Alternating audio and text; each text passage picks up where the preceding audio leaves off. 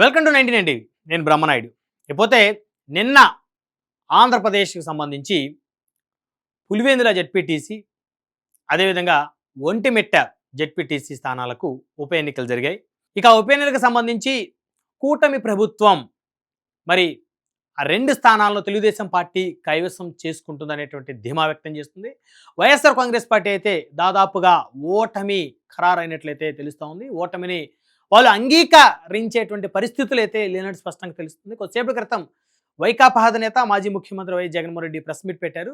ప్రజాస్వామ్యం కూని అవుతుందన్నారు. అదేవిధంగా ఇక్కడ ఎన్నికలు జరగలేదు సజావుగా అన్నారు. పోలీసులను ఉపయోగించుకొని తెలుగుదేశం పార్టీ నాయకులు మా ఏజెంట్లను బెదిరించారని చెప్పేసి అన్నారు. చాలా బూతులలో దాదాపు 15 పైగా బూతులలో మా ఏజెంట్లను కనీసం రానివ్వలేదని చెప్పేసి అన్నారు. తెలుగుదేశం పార్టీ నాయకులు వైసీపీ ఓటర్ల దగ్గర స్లిప్పులు లాక్కున్నారని చెప్పేసి అన్నారు. ఇది అప్రజాస్వామికం అన్నారు. అసలు ఎన్నికలు సజావుగా సాగలేదని చెప్పేసి అన్నారు. దమ్ముంటే వెబ్ కాస్టింగ్ని రిలీజ్ చేయాలన్నారు. వెబ్ కెమెరాస్ లోపల సీసీ కెమెరాస్ అవుతున్నాయో అవి రిలీజ్ చేయాలన్నారు. రిగ్గింగ్ జరిగిందని చెప్పేసి వైకాపా అధినేత తన యొక్క ఆవేదన అయితే వ్యక్తం చేస్తున్నట్టు అర్థమవుతుంది. సరే, ఒకసారి మనం గతంలో కనుక వెళ్తే వైఎస్ఆర్ కాంగ్రెస్ పార్టీ అధికారంలో ఉన్నప్పుడు జగన్మోహన్ రెడ్డి గారు ముఖ్యమంత్రిగా ఉన్నప్పుడు స్థానిక సంస్థల ఎన్నికలు జరిగాయి. ఆ స్థానిక సంస్థల ఎన్నికలకు సంబంధించి 50% పైగా ఈ స్థానిక సంస్థల ఎన్నికల్లో యునానిమస్ అయిన పరిస్థితి. అంటే ఏకగ్రీవం, ఎన్నికలు లేదు, నామినేషన్ వేసే పరిస్థితులు అభ్యర్థులకి కల్పించలేదు. ఆ రోజు తెలుగుదేశానికి కానీ, జనసేనకు కానీ, భారతీయ జనతా పార్టీకి కానీ, ఇక రిమైనింగ్ సిపిఐ, సిపిఎం ఎవరైతే ఇండిపెండెంట్ అభ్యర్థులు పోటీ చేద్దాము, పంచాయతీ ప్రెసిడెంట్లు గానో, లేకపోతే వార్డు మెంబర్లు గానో, ఎంపీటీసీలు గానో, జెడ్పీటీసీలు గానో, కౌన్సిలర్ గానో, కార్పొరేటర్లు గానో అసలు పోటీ చేయాలి అనుకున్న వారికి ఆ అవకాశాన్ని గత ప్రభుత్వం కల్పించలేదు అనేటువంటి మాట వాస్తవం. అంటే తెలుగులో ఒక సామెత ఉంటుంది, నీవు నేర్పిన విద్యే కదా నీరజాక్షి అని. అంటే మీరేదైతే విధానాన్ని అవలంబించారో వారు కూడా అదే విధానాన్ని అవలంబిస్తున్నారని చెప్పేసి రాజకీయ మేధావులు మాట్లాడుతున్న పరిస్థితి కనబడుతుంది. ఆ రోజు జగన్మోహన్ రెడ్డి గారు ముఖ్యమంత్రిగా ఉన్న సమయంలో అసలు నామినేషన్ వేసేటువంటి అవకాశాన్నే ప్రత్యర్థులకు ఇవ్వలేదు, ప్రతిపక్ష పార్టీలకి.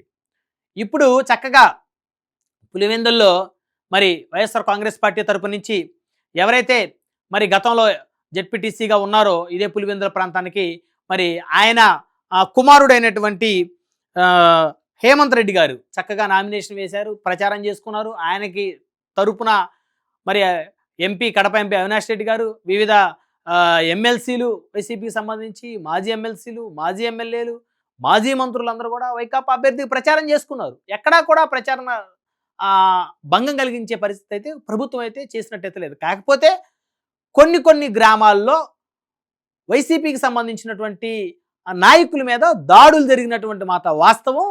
సాక్షాత్తు ఎమ్మెల్సీ, వైసీపీకి చెందిన ఒక ఎమ్మెల్సీ మీద కూడా దాడి జరిగినటువంటి మాట వాస్తవం. అయితే ఒక దాడి జరగాలంటే ఇరుపక్షాలు ఒకరి మీద ఒకరు కవ్వింపు చర్యలకో లేకపోతే ఒకరినొకరు తిట్టుకునేటువంటి దూషించుకునే కార్యక్రమానికి జరిగినప్పుడు దాడులు గత ఎన్నికల్లో జరిగినాయి, ఇప్పుడు కూడా జరిగినటువంటి మాట వాస్తవం. ఇది పోలీసుల వైఫల్యంగా అయితే చూడాల్సినటువంటి అవసరం ఉంది. ఎందుకంటే దాడులు జరుగుతున్నప్పుడు కట్టడి చేయాల్సిన బాధ్యత పోలీసుల మీద ఉంటుంది. వారు చాలా వరకు కట్టడి చేసినప్పటికి కూడా ఈ రాయలసీమ అంటే కాస్త పౌరుషానికి ప్రతీక పెట్టింది పేరు కాబట్టి ఒక మాట ఎదుటి వ్యక్తి మాట్లాడగానే ఇంకొక వ్యక్తి అతన్ని దాడి చేసేటువంటి క్రమంలోకి వెళ్ళేటువంటి పరిస్థితి ఉంటుంది. ఇది అనాదిగా జరుగుతుంది. రాజశేఖర రెడ్డి గారు 1978లో పులివెందుల ఎమ్మెల్యే అయిన దగ్గర నుంచి కూడా జరుగుతుంది. ఆయనకు ముందు నుంచి జరిగింది, ఆయన తర్వాత జరిగినటువంటి మాట వాస్తవం. అయితే గత ఎన్నికల్లో అసలు జగన్మోహన్ రెడ్డి గారు అభ్యర్థులకు నామినేషన్ వేసేటువంటి అవకాశం కూడా వైసీపీ ప్రభుత్వం, ఎమ్మెల్యేలు, మంత్రులు కల్పించలేదు. కానీ ఇక్కడ మాత్రం అభ్యర్థులకి చక్కగా నామినేషన్ వేసుకొని వారి తరపు నుంచి ఎంపీలు, ఎమ్మెల్యేలు, మాజీ మంత్రులు, మాజీ ఎమ్మెల్యేలు, మాజీ మున్సిపల్ కార్పొరేషన్లకు సంబంధించినటువంటి చైర్మన్లు, డైరెక్టర్లు, వివిధ హోదాల్లో వైసీపీలో గతంలో పదవులు అనుభవించిన వారు చాలామంది వచ్చి ప్రచారం చేసిన మాట వాస్తవం. అదేవిధంగా తెలుగుదేశం పార్టీ అభ్యర్థి ఎవరైతే ఉన్నారో బీటెక్ రవి గారు ఎవరైతే ఉన్నారో వారికి సంబంధించి వారి భార్య అయినటువంటి లతారెడ్డి గారు, మరి లతారెడ్డి గారు కూడా చక్కగా వారు ప్రచారం చేసుకున్నారు. వారి తరపు నుంచి తెలుగుదేశం పార్టీ తరపు నుంచి మంత్రులు వచ్చి కొంతమంది మంత్రులు ప్రచారం చేశారు, కొంతమంది ఎమ్మెల్యేలు, మాజీ ఎమ్మెల్యేలు, సీనియర్ నేతలు ప్రచారం చేశారు. జనసేన పార్టీకి సంబంధించిన వారు, బీజేపీ సంబంధించిన వారు కూడా పులివెందుల, ఒంటిమిట్ట ఈ 2 జెడ్పీటీసీ స్థానాలకు సంబంధించి ఆయా గ్రామాల్లో మరి ప్రచారం చేసినటువంటి పరిస్థితి ఉంది. ఇరు వర్గాల మధ్య ఉద్రిక్తత పరిస్థితులు నెలకొన్న మాట వాస్తవం. ఇరు వర్గాలు ఒకరినొకరు దూషించుకున్న మాట వాస్తవం. కాకపోతే వైసీపీ వారికే కాస్త దెబ్బలు ఎక్కువ తగిలినటువంటి మాట వాస్తవం. ఎందుకంటే వాస్తవాలు వాస్తవ రూపంగానే చెప్పాల్సినటువంటి అవసరం ఉంది. అయితే గతంలో కూడా వైసీపీ ప్రభుత్వం అధికారంలో ఉన్నప్పుడు టీడీపీ జనసేన వాళ్ళకి దెబ్బలు తగిలినాయి. ఇప్పుడు కూటమి ప్రభుత్వం అధికారంలో ఉన్నప్పుడు వైసీపీకి సంబంధించిన వారికి కాస్త ఎక్కువ ఇబ్బంది అయితే జరిగినటువంటి పరిస్థితి ఉంది. అయితే ఈ పరిస్థితి మారాలి, ధోరణి మారాలి. ఈ ధోరణి మారాలంటే ఇరు వర్గాలు, ఇరు పార్టీలు, అదేవిధంగా అన్ని పార్టీలకు సంబంధించినటువంటి రాజకీయ పార్టీల అధినేతలు, నాయకులకి సంబంధించి వారు కాస్త వారి యొక్క వైఖరిలో కూడా మార్పు రావాల్సిన అవసరం ఉంది, ప్రత్యేకించి ఈ రాయలసీమకి సంబంధించి. సరే, ఇక ఎన్నికలు అలా జరిగినాయి, ఇలా జరిగింది అని చెప్పేసి మరి ఓడిపోవడానికి సిద్ధంగా ఉన్న ప్రతి ఒక్కరు కూడా అదే చెప్తారు. మొన్నటిదాకా జగన్మోహన్ రెడ్డి గారు వారి పార్టీ ఏం చెప్పింది? ఈవీఎంలతో గెలిచారని చెప్పింది. మరి 2019లో అదే ఈవీఎంలతోటి వైఎస్ఆర్ కాంగ్రెస్ పార్టీ 151 స్థానాలు సంపాదించినప్పుడు ఈవీఎంలు ఎలా పనిచేస్తాయి, వీవీప్యాడ్లు ఏ విధంగా వర్కౌట్ అవుతాయి జగన్మోహన్ రెడ్డి గారు కళ్ళకు కట్టినట్టు చెప్పారు. 24లో వచ్చేసరికి వారు ఓటమిని జీర్ణించుకోలేకపోయారు. 40% ఓట్ బ్యాంక్ వచ్చిందని వారే చెప్తారు. మళ్ళీ ఈవీఎంలు మరి క్యాప్చర్ చేశారని చెప్పేసి అవకతవకలు జరిగిందని చెప్పేసి వారే చెప్తారు. ఇప్పుడు చక్కగా మరి బ్యాలెట్ బాక్సులు పెట్టారు. బ్యాలెట్ బాక్స్ పెట్టినప్పుడు రిగ్గింగ్ చేశారని చెప్పేసి మాట్లాడుతున్నారు. అంటే అసలు మీకు ప్రజాస్వామ్యం మీద గౌరవం, నమ్మకం లేదా? వ్యవస్థల మీద? సరే, అధికారం వారి చేతిలో ఉంది కాబట్టి, కూటమి ప్రభుత్వం చేతిలో ఉంది కాబట్టి సర్వసాధారణంగా పోలీసులు అధికార పార్టీ నాయకుల వైపే మొగ్గు చూపుతుండడం ఈ రాష్ట్రంలో, ఈ దేశంలో దౌర్భాగ్యం గత 20-30 సంవత్సరాల నుంచి వస్తా ఉన్నటువంటి మాట వాస్తవం. అలాగని ప్రజలు, మీకు నిజంగా ఓటు వేయాలనుకున్న ప్రజలు బ్యాలెట్ దగ్గరికి వెళ్ళి, బాక్స్ దగ్గరికి వెళ్ళి మీ పార్టీకే ఓటేస్తారు. ఎక్కడో అడపదడప చిన్న చిన్న సంఘటనలు జరిగాయి. కొంతమంది దొంగ ఓట్లు వేయడానికి వచ్చారు కాబట్టి వాళ్ళు స్లిప్పులు దాక్కున్నామని చెప్పి టీడీపీ వాళ్ళు, జనసేన వాళ్ళు చెప్తా ఉన్నారు. అయితే పూర్తిగా ప్రజలందరినీ కూడా ఆ విధంగా వారి ఓట్లు లాక్కొని, మీ పార్టీ వాళ్ళ ఓట్లన్నీ కూడా వారి స్లిప్పు లాగేసుకొని వీరు ఓట్లు వేసిన పరిస్థితి అయితే ఉండదు. అయినప్పటికీ కూడా కడప ఎంపీ అవినాష్ రెడ్డి గారు కొన్ని చోట్ల ఏదో ఎన్నికల్లో అవకతవకలు జరిగాయని చెప్పేసి కంప్లైంట్ చేస్తే, ఆ కంప్లైంట్కి సంబంధించి కొన్ని గ్రామాలు, 2 గ్రామాల్లో ఇప్పుడు ఎన్నికలు జరుగుతూ ఉన్నాయి, మళ్ళీ రీపోలింగ్ జరుగుతూ ఉంది. ఒకటి అచ్చువెల్లి అనే గ్రామంలో మొదటి పోలింగ్ బూత్లో 492 ఓట్లు ఉన్నాయి. ఆ 492 ఓట్లకి సంబంధించి మళ్ళీ ఇప్పుడు రీపోలింగ్ జరుగుతోంది. అదేవిధంగా కొత్తపల్లి అనేటువంటి గ్రామంలో రూమ్ నెంబర్ 1లో మళ్ళీ పోలింగ్ జరుగుతూ ఉంది. 1273 ఓట్లు ఉన్నాయి. సరే, మీరు ఎన్నికల కమిషన్కు ఫిర్యాదు చేస్తే వాళ్ళు మళ్ళీ రీపోలింగ్ పెడతా ఉన్నారు. సో కాబట్టి ఎన్నికలు దాదాపుగా, అంటే గత వైసీపీ ప్రభుత్వంతో పోల్చుకుంటే ఎన్నికలు సజావుగానే జరిగినాయని చెప్పుకోవచ్చు. అసలు వైసీపీ అధికారంలో ఉన్నప్పుడు రాయలసీమలో 60% పైగా అన్ని ఏకగ్రీవమే. అసలు అభ్యర్థులకు నామినేషన్ వేసేటువంటి స్వేచ్ఛ లేకుండా పోయింది. నామినేషన్ వేసినప్పుడు కూడా ప్రచారం చేసుకునే స్వేచ్ఛ లేదు. సో కాబట్టి వారితో కంపేర్ చేస్తే వీళ్ళు కాస్త బెటర్ అనేటువంటి ఒక అభిప్రాయం అయితే పబ్లిక్లో కూడా వస్తున్నటువంటి మాట వాస్తవం. ఇకపోతే ఓటమి అయితే ఖరారైంది.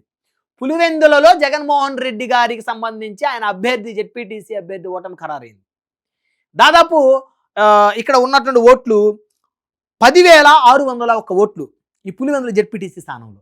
ఇక్కడ దాదాపు 3,000 పైచిలకు మెజార్టీతోటి తెలుగుదేశం పార్టీ అభ్యర్థిగా ఉన్నటువంటి లతారెడ్డి గారు గెలవబోతా ఉన్నారు. ఎందుకంటే కొన్ని బూతుల్లో వైసీపీకి బూత్ ఏజెంట్లుగా ఉండటానికి కూడా కీలకమైన నాయకులు నిరాకరించారు. ఎందుకంటే గతంలో వారికి కొన్ని అనుభవాలు, జగన్మోహన్ రెడ్డి గారు అధికారంలో ఉన్నప్పుడు వారిని పట్టించుకోకపోవడం, రాజ్యాంగేతర శక్తులన్నీ వచ్చి ప్రభుత్వంలో పెత్తనం చేసి వారు సంపాదించుకొని ప్రభుత్వం చెడ్డ పేరు దావటం. ఉదాహరణ, లిక్కర్ స్కామ్లో అనేక మంది ఎవరెవరో ముక్కు మొక్కం తెలియనటువంటి రాజ్యాంగేతర శక్తులు, ఎవరో వెంకటేష్ నాయుడు అంట, హీరోయిన్లని స్పెషల్ ఫ్లైట్లో తీసుకెళ్లటం, ఆ డబ్బులు కట్టలు లెక్క పెట్టడం, ఇలాంటి రాజ్యాంగేతర శక్తులు వైఎస్ఆర్ కాంగ్రెస్ పార్టీ ప్రభుత్వంలో ఉన్నప్పుడు చాలా మంది ఉన్నారు. మన కంటికి కనిపెట్టేది వెంకటేష్ నాయుడు లాంటి కొంతమంది బయటకు వచ్చారు.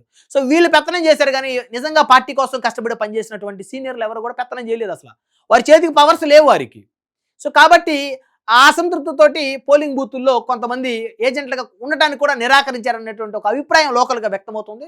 మరి కొంతమంది ప్రభుత్వ ఒత్తిళ్లకో లేకపోతే వారి యొక్క బెదిరింపులకో లోబడి ఇబ్బంది పడి కొంతమంది ఆగిపోవచ్చు. అంటే పులివెందులో కూడా బెదిరిస్తే బెదిరిపోతున్నారా అనేటువంటి ఇంకొక ఎపిసోడ్ తెర మీదకి వస్తుంది. మొన్నటి వరకు ఏమనుకున్నారు, జగన్మోహన్ రెడ్డి గారు కంచుకోట పులివెందులో ఇది ఆయన అసలు ఎవరు బద్దలు కొట్టలేరు, ఇక్కడ ప్రతి ఒక్కరు కూడా చాలా ధైర్య సాహసాలతో ఉంటారు, మొత్తం ఎదురు తిరుగుతారు, జగన్ గారి వర్గం అనుకున్నారు. మరి కానీ 15 పోలింగ్ బూతుల్లో ఏజెంట్లు రాలేదంటే భయపడ్డారా? పులివెందుల్లో కూడా భయపడుతున్నారా? జగన్మోహన్ రెడ్డి గారికి అంత పరిస్థితి లేదా? అక్కడ ఆయన కంచుకోట మొత్తం కూడా వీక్ అయిపోయిందా అనేటువంటి రకరకాల చర్చలు కూడా వస్తున్న పరిస్థితి ఉంది. ఇకపోతే మొత్తాన్ని కనుక చూస్తే ఒంటిమిట్టలో దాదాపు 24,000 ఓట్లు ఉన్నటువంటి పరిస్థితి ఉంది. ఇక్కడ దాదాపు 3 నుంచి 4,000 పైచిలుకు మెజారిటీ తోటి ఒంటిమిట్టలో అభ్యర్థి గెలుస్తాడనేటువంటి ఒక అంచనా కూడా వచ్చినట్టు తెలుస్తోంది. మనకు అందినటువంటి రిపోర్ట్ ప్రకారం అయితే పులివెందుల నియోజకవర్గంలో ఈ పులివెందులు అనేటువంటి ఒక జెడ్పీటీసీ స్థానానికి దాదాపు 10,601 ఓట్లు ఉన్నటువంటి పరిస్థితుల్లో దాదాపు ఇక్కడ 65-70% పోల్ అయినటువంటి నేపథ్యంలో ఇక్కడ అంటే దాదాపు 2 నుంచి 3,000 మెజార్టీ తోటి తెలుగుదేశం పార్టీ అభ్యర్థిని ఎవరైతే లతారెడ్డి గారు ఉన్నారో బీటెక్ రవి గారి సతీమణి ఆవిడ గెలవబోతున్నారు అనేటువంటిది అయితే స్థానికంగా అయితే ఒక రిపోర్ట్ అయితే అందుతూ ఉంది. ఎందుకంటే పోలింగ్ సరళిని కనుక పరిశీలిస్తే సో మొత్తానికి పులివెందుల్లో వైఎస్ఆర్ కాంగ్రెస్ పార్టీ ఓటమి దిశగా వెళ్తుందని అయితే స్పష్టంగా అర్థమవుతుంది. వారి ఓటమి అయితే ఖరారైనట్టు అర్థమవుతుంది. సో ఈ ఓటమిని అంగీకరించలేనటువంటి జగన్మోహన్ రెడ్డి గారు ఇక్కడ ఏదో జరిగిపోయింది, అసలు ప్రజాస్వామ్యం కూని అయింది, వైసీపీ వాళ్ళందరిని కూడా అరెస్టులు చేశారు. వైసీపీ వాళ్ళని ఏ విధంగా హౌస్ అరెస్టులు చేశారు, అదేవిధంగా తెలుగుదేశం పార్టీ వాళ్ళని కూడా అరెస్టులు చేశారు. తెలుగుదేశం ఎమ్మెల్సీగా ఉన్నటువంటి రాంగోపాల్ రెడ్డి గారిని కూడా అరెస్ట్ చేసిన పరిస్థితి ఉంది. ఎందుకంటే అక్కడ ఉద్రిక్తతలు తలెత్తకూడదని చెప్పి పోలీసులు ఇరు వర్గాలను అరెస్ట్ చేస్తారు. అంతేగాని వైసీపీ వాళ్ళని చేతులు కాళ్ళు పట్టుకొని టీడీపీ వాళ్ళు వచ్చి కత్తులతో పడమని రాళ్లతో కొట్టమని ఏ పోలీస్ అధికారి కూడా చెప్పడు. కాకపోతే కాస్త ఫేవర్ చేస్తారు అధికార పార్టీకి, అంతేగాని ప్రతిపక్ష పార్టీ వాళ్ళని చంపండి లేకపోతే కుల్లబడవండి అని చెప్పేసి ఏ పోలీస్ అధికారి అంత సాహసం చేయడు. అంత నీచానికి దిగజారే పరిస్థితి ఈ దేశంలో లేదు, ప్రత్యేకించి తెలుగు రాష్ట్రాల్లో లేదు. కాబట్టి జగన్మోహన్ రెడ్డి గారు ఓటమి ఖరారైన నేపథ్యంలో ఆయన అయితే ప్రజాస్వామ్యం మీదే అసలు నమ్మకం లేదు, నమ్మకం కోల్పోయామనేటువంటి రీతిలో అయితే మాట్లాడుతున్నట్లయితే స్పష్టంగా అర్థమవుతుంది.